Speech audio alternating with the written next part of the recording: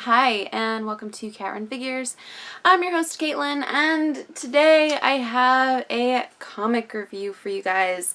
So this is Faithless, issue 1. We're going to be a little careful with this because there's a lot of very in-your-face, sexually explicit content throughout this book. Nothing wrong with that, but I really don't want to upset any of my viewers, which I've had comments before on such videos, so we're going to be careful. So, the first page,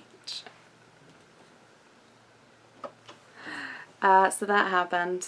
Nothing's actually shown there, so I'm not in trouble. Not in trouble. But almost. That's what we got from that. Alright, so moving ahead into the story, we see at the Blue House coffee shop, we meet Faith and a number of her so-called friends, and they're teasing her because of her beliefs in magic and her use of different spells. And there's a lot of things going on here. She's got a friend who's apparently ghosting a guy, another friend who is making fun of her for getting involved in magic, and the barista, who apparently is another friend of hers, who is worried about her getting involved with magic and what kind of bad juju she might be inviting into her world. So all in all, kind of stale characters, not really that likable, to be completely honest, but you know, we're gonna deal. So as Faith is actually leaving, she's not paying attention and she swings her purse as she's putting it onto her shoulder, and that's when she bumps into Poppy, and unfortunately, as you can see here, Poppy ends up wearing her coffee. I've had this happen to me before. It is not fun. Not fun. So, of course, normally when you have coffee spilt on your drink, you know, the person apologizes, offers to buy you something, whatever. You know, you go into the bathroom, you clean yourself up. Well, Poppy, she just takes her shirt off right there and switches shirts over. So, you know, that happened. Clearly, Faith was a little interested when she saw that.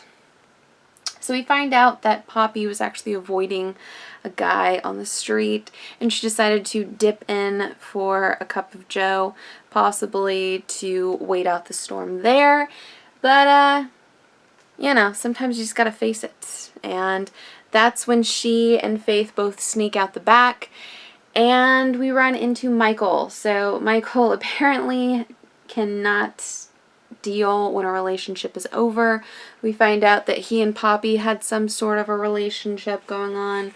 It's not really answered there, but when he tries to put a hand on Poppy, Faith intervenes, and the two women walk off together.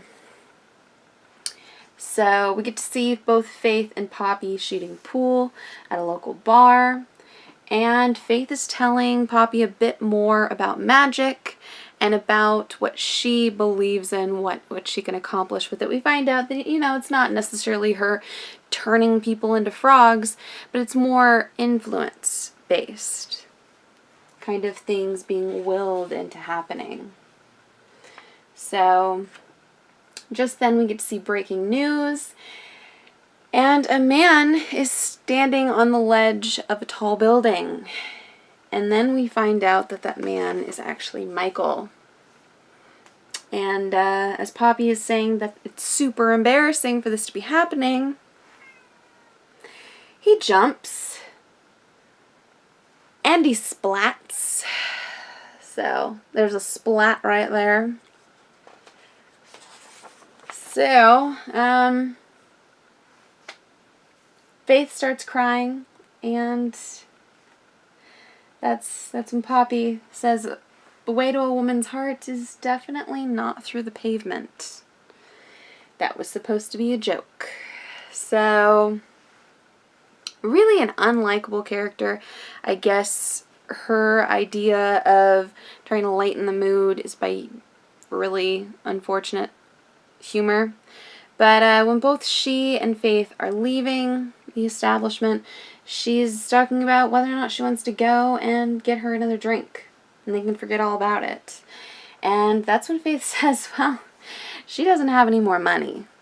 And when Faith seems like she's going to walk off, sorry, I keep getting the two intermixed. Both these female characters are interesting, kind of unlikable so far. But as Poppy is going to walk off and leave Faith, Faith bumps into a man and she pickpockets him. She then immediately walks up to him and states that he dropped his wallet. And the guy's just so thankful for, her helping him out, for her being so generous and kind to actually return the wallet, that he immediately hands over a cash reward. And that's when Faith says, yeah, that's real magic. Actually, it's called pickpocketing and, being a con artist, but okay, we'll go with magic. We'll go with magic, Faith. We'll go with magic, Faith. So then we get to see inside of Faith's sketchbook. She's got a lot of interesting symbols, some of which kind of look like the Blair Witch symbols, not gonna lie, but yeah, pretty interesting symbols. And she's talking about runes and spells, and that's when Poppy says, oh, so this is your cookbook. Yeah, all that technique and this and that. And that's when Faith finds out that Poppy is really into art. So they actually go to Poppy's gallery, where she has nothing but paintings and works of her. So that happened. I'm telling you, two very unlikable female characters. So the two do decide to have a bit of a toast. And when that happens, Poppy spills her drink all over Faith. I can't really show you the majority of the next panels without getting into some trouble, but there's a whole shower scene. Poppy invites herself into Faith's shower. The two get busy getting busy, and yeah, I can't really show a lot of this without upsetting some people. So ultimately, we get a kind of interesting reveal at the last panel, where Faith believes that she's hooking up with Poppy. She's hooking up with some maggots. So pretty interesting there. So it's first sold to me as kind of a witchy, kind of meets demonic storyline. I'm still interested enough to pick up issue 2 to see what it's all about. So far, I gotta tell you, both Poppy and Faith seem so unlikable to me. And maybe that's what the creative team is going for with this series.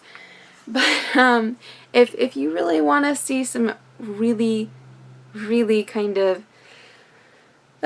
characters and a lot of very sexually explicit things, this is definitely your book. I have no problem with sexually explicit material. However, the few times where I have promoted it on my channel throughout comic form, I've gotten some backlash for it. So unfortunately, I did censor it a little bit. So don't get too upset about that. But yeah, that is it for this episode of Cat Run Figures. Please do give me a like if you like this video. Comment below and tell me whether or not you picked up Faithless and whether or not you were like me, where you're kind of like on the fence about the story. The art's okay and the characters are just completely unlikable, because honestly, that's where I'm at right now. Please do subscribe to my channel for more comic book content, or check out any of the older videos I have up for offer here on Cat Run Figures. And until next time, I'm your host, Caitlin. Bye!